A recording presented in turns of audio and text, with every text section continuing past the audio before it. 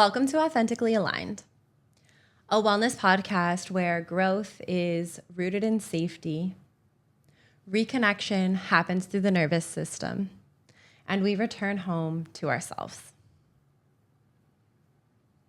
Before we begin this episode, I invite you to take a moment to pause. Take a moment to take a deep breath. Take a moment to check in with your body, with yourself, and find yourself in this present moment. As we get into today's episode, we are talking about the return home to ourselves and why so many of us feel disconnected. Feeling disconnected is an experience that we all can relate to. And while what that feels like may feel different for each of us, we all relate in the fact that we can always return back to ourselves, and there is always space for us to return back to ourselves. Sometimes feeling disconnected feels like something that's missing from your life, or something is missing from your life. It can feel like being fully present inside of your life, but not fully present inside of yourself. These things are so normal, and while we would love to fix these things instantly or right away, unfortunately, these things take time to fix, and reconnecting to ourselves is an ongoing practice and process. It's important to understand that feeling disconnected from yourself does not mean that you are broken or need fixing. What it means is something inside of you has been working very hard to survive. And essentially, it has kept you stuck in survival mode. So while we address returning back to ourselves in this episode, I want you to understand that returning back to yourself doesn't mean quitting your current life. It's not about burning everything to the ground and starting over. And it's not about becoming someone new. But what we are talking about is what it means to return to yourself. Why so many of us are and begin to feel disconnected from ourselves. How that process slowly happens over time. And how we gently begin to reconnect over time through safety rather than making it a race. What we are talking about today is how so many people are and become disconnected from themselves. And it happens slowly over time. So because it's something that happens slowly over time, reconnecting to ourselves is also something that happens gently and slowly over time. And our reconnection begins through safety rather than force. Disconnection is so common. And oftentimes, because we are disconnected, it leads to isolation, and it leads to a point of us feeling like we are the only one that is experiencing this.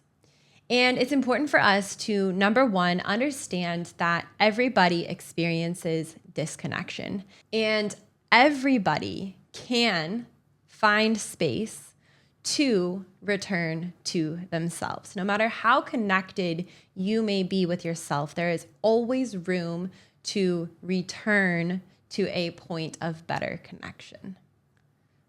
When we are disconnected, it is not a form of failure, but rather just a sign that we are veering away from our life's purpose and the path that is destined for us.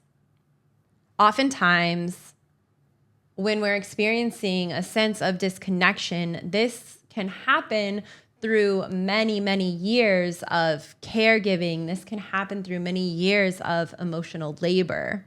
This can happen through seasons of survival and seasons of heavy responsibility. All of these things tend to pull us away, and all of these things are a root cause for our disconnection and our need and desire to return back home to ourselves.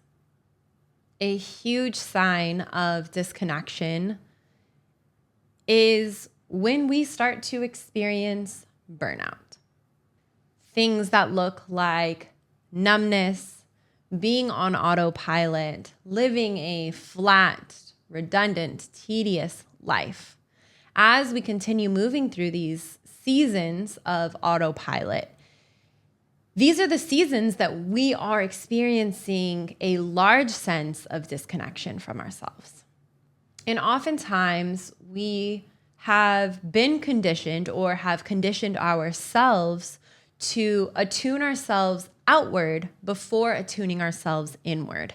And this could happen through relationships and worrying and taking care of other people. Maybe it's through having children and giving all of your emotional energy and attention to your children and not giving any of that to yourself. So after an extended amount of time, this becomes habitual. It becomes habitual to leave yourself. It becomes habitual to disconnect from yourself or abandon yourself for the sake of somebody else's needs. And as this happens, there is nothing wrong with you. There is nothing wrong with being an empathetic person and caring about somebody else's feelings and taking care of someone. But understanding that the true way to joy, to happiness, fulfillment is through the attunement and the connection that you have with yourself, first and foremost. And then as you are attuned with yourself and pouring into yourself, you have a greater capacity to show up as a emotional support, as a guidance, as a foundation for somebody else.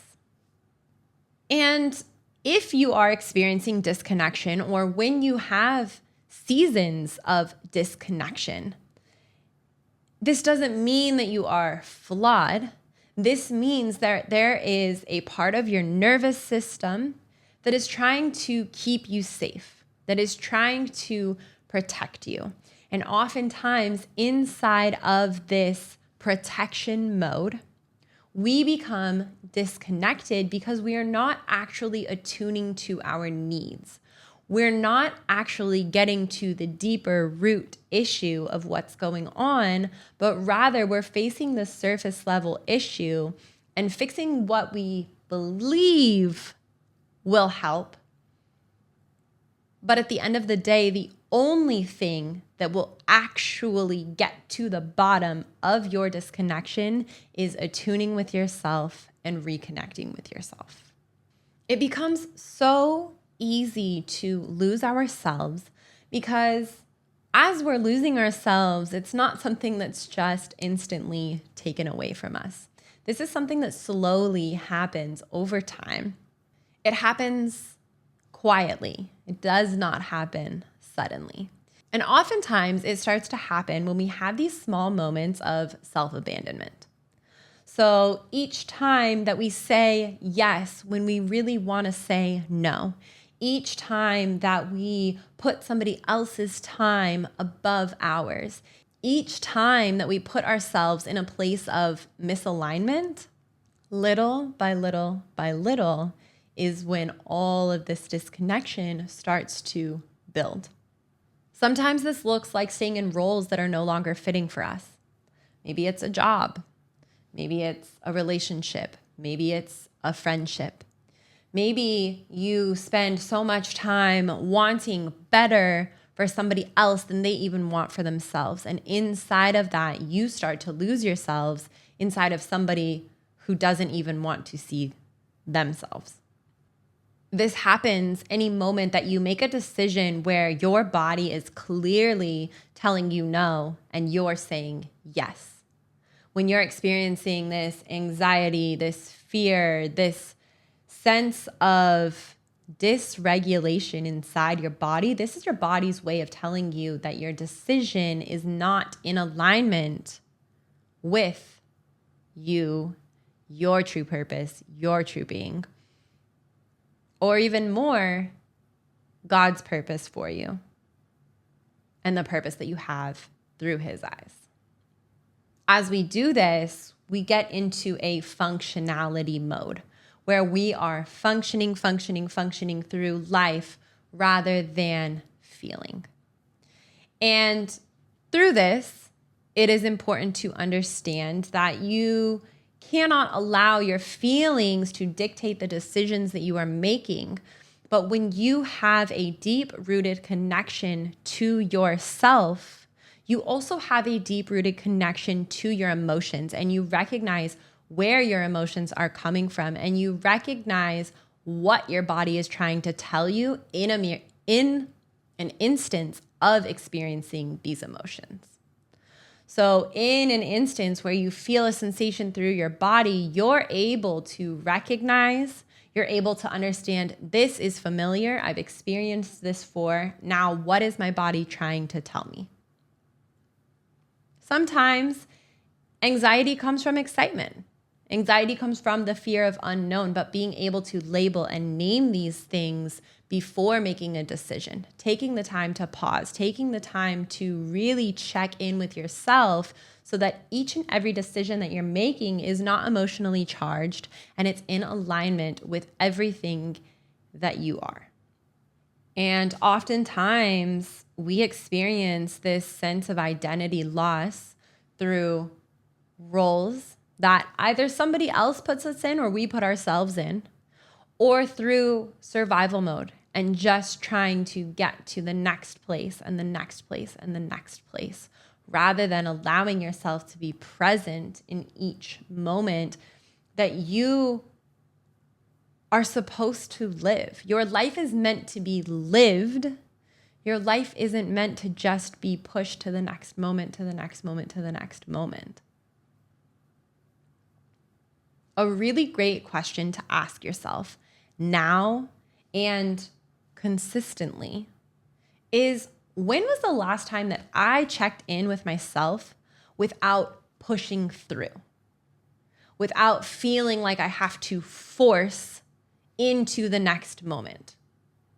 How do you check in with yourself before forcing yourself into the next moment? Because anything in your life that has to be forced is not in alignment with you. Now, what does it look like to return to yourself? Returning to yourself does not look like leaving your life. It does not look like abandoning your obligations or abandoning the people around you. But what it does look like is eliminating the abandonment of yourself inside of any of these instances, inside of any of these situations. It's about reconnecting to yourself, not reinventing yourself. What are all of the things? What are all of the practices? What is everything that allows you to be you? If you can think of a time in your life where you felt like your truest, most genuine, most authentic self, what were you doing in that season of your life?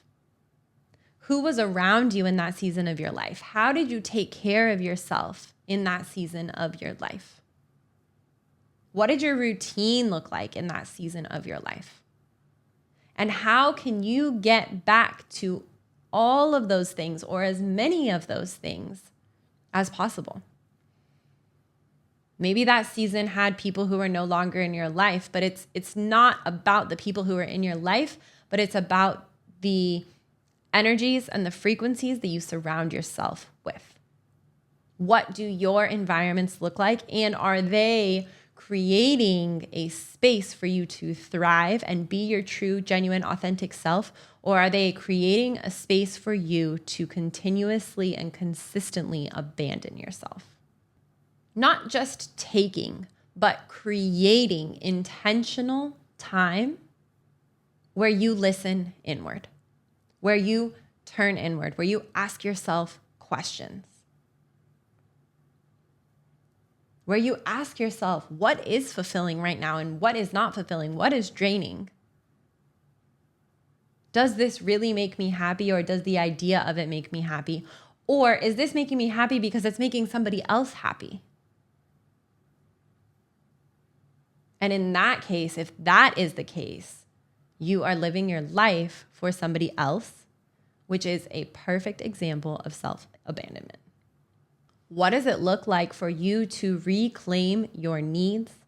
What does it look like for you to set boundaries around reclaiming these needs? And what does it look like for you to reclaim your truth? To be able to speak everything without fear, without guilt, without shame, because you know the things that you are supposed to speak are true to you. If we think about it like this, returning to yourself is not becoming somebody new. But what it is it's you removing everything that you know to not be true about yourself. Anything that is not in alignment with your truth needs to be removed in order for you to fully, truly reconnect to yourself. So how does our nervous system play into this? Our nervous system is the ultimate identifier of us being disconnected. And oftentimes throughout life, as we go through experiences, as we go through traumas, as we just encounter seasons of life, we begin to not only disconnect from our nervous system, but we begin to disconnect from our body. So eventually, our mind, our body, and our nervous system are all experiencing a disconnection. When this disconnection happens, our lines of communication are crossed, or our lines of communication are shaky, or maybe non-existent. Thinking of it as like a game of telephone, where your nervous system is trying to tell your mind something, and by the time it gets from your nervous system to your mind, there's so much noise, there's so much chaos that the message is completely different. So it is our job to reconnect to our nervous system, to reconnect to our body. And as we're doing this, recognizing that the only reason that there is a disconnect in this communication is because our nervous system is trying to protect us from something that we've experienced before.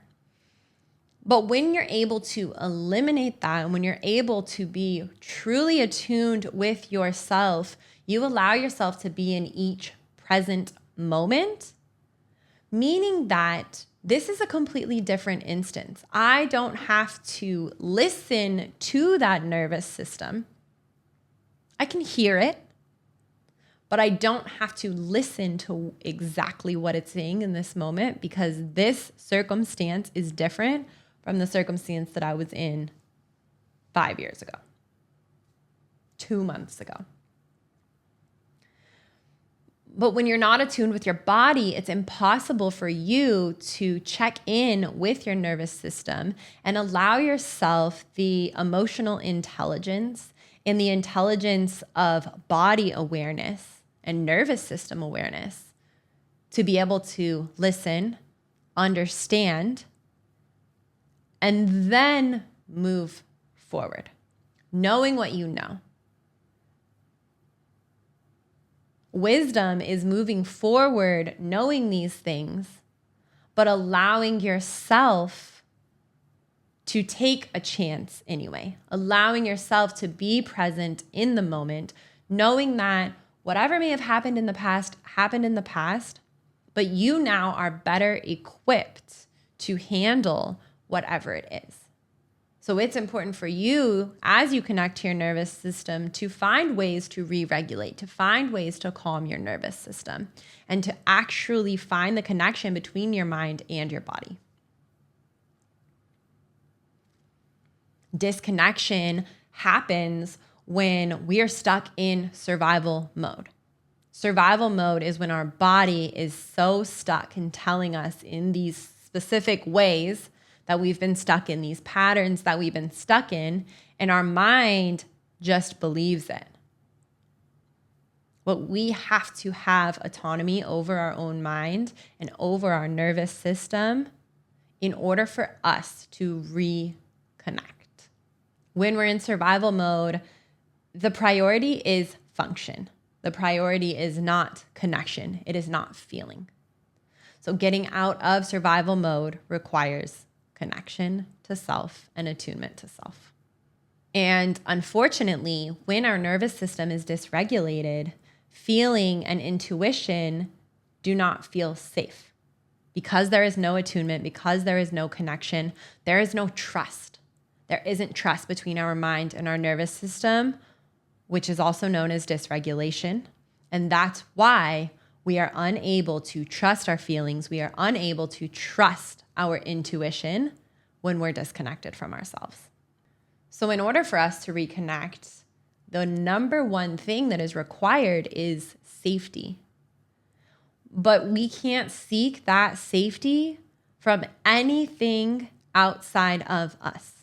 The only way that we are going to be able to experience that safety is by giving it to ourselves, is by attuning, connecting to ourselves so that we build trust within ourselves.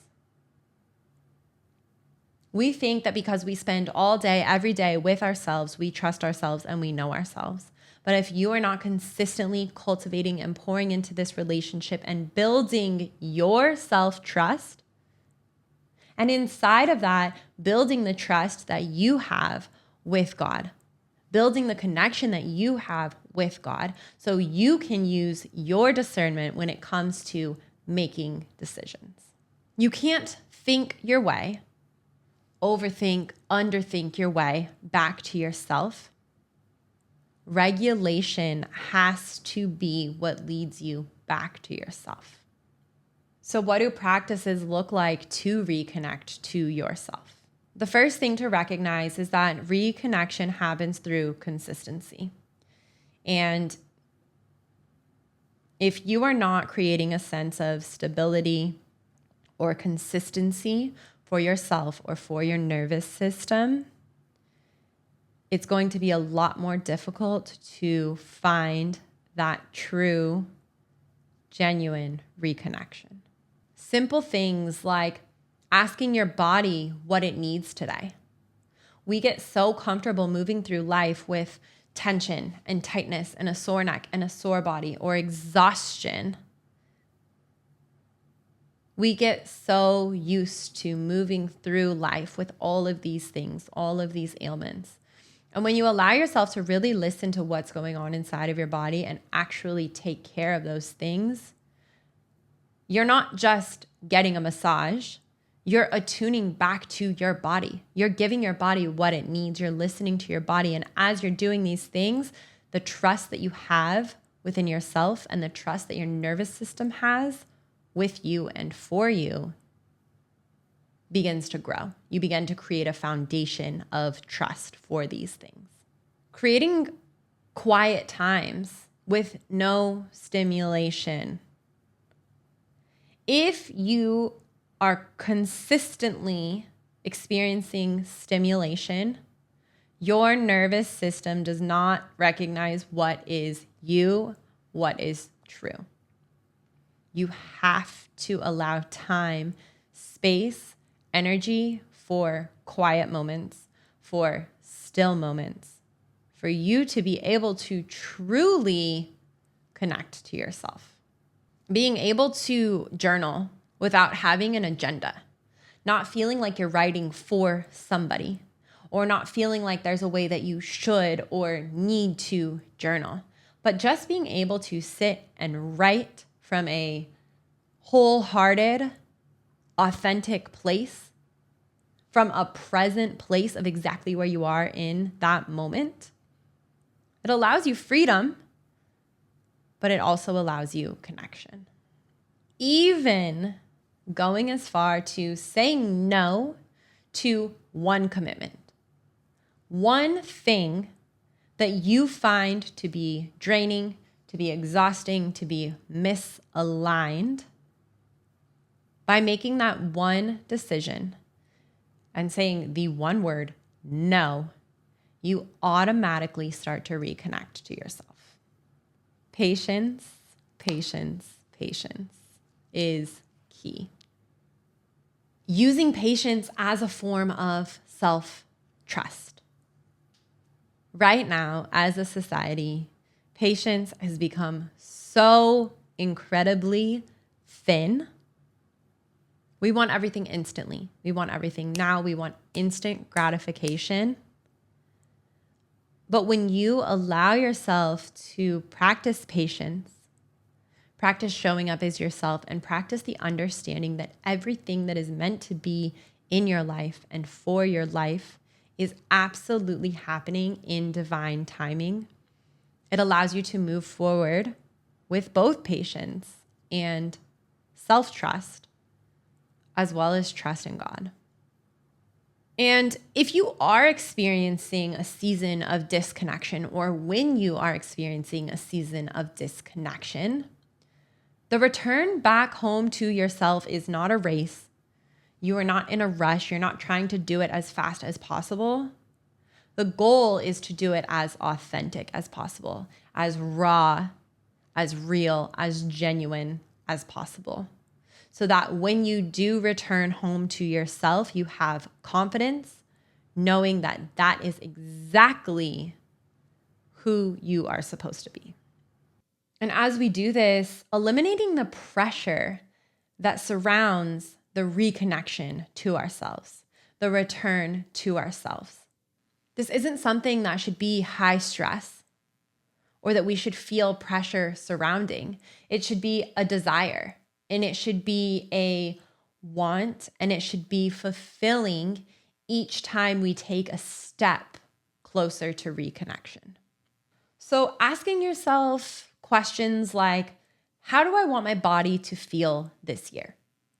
And more so than even just thinking about the tightness and the tension and the aches and pains, but thinking about your nervous system, thinking about the sensations that you feel inside of your body on a daily basis, whether it be caused by stress, anxiety, worry, fear, or on the other positive side, fulfillment, joy, excitement, contentment, peace. What are the positive feelings that you want to feel throughout the year? And what are the things that aren't serving you that you are ready to let go of? Let this upcoming year be the year of returning and not proving. There's absolutely not a single person on this earth that you need to prove yourself to, not even yourself. Prioritizing self-connection over self-optimization. You can be the most profound, successful, huge person with accolades, with accomplishments, meeting all of your goals. But at the end of the day, having all of these things means nothing if you're disconnected from yourself. And recognize that alignment happens when you move slow enough to listen to yourself. But if you're consistently rushing and speeding and racing and moving through life, you miss the opportunity to listen. As we close out this episode, you don't have to take everything from this episode and apply it. Sometimes the application, sometimes the realization, sometimes the click happens at a later time. But the key component is awareness. As always, I am going to leave you with a journal prompt. The journal prompt is, where in my life have I been disconnected from myself? And what would one small act of self-connection look like this week? As you move through your week, notice what stayed with you and understand that integration happens slowly and quietly. If this episode resonated, I would love for you to share it. It helps to share this space with those who might be in need. As always, I am sending you so much love and light. Have a beautiful week and return home to yourself.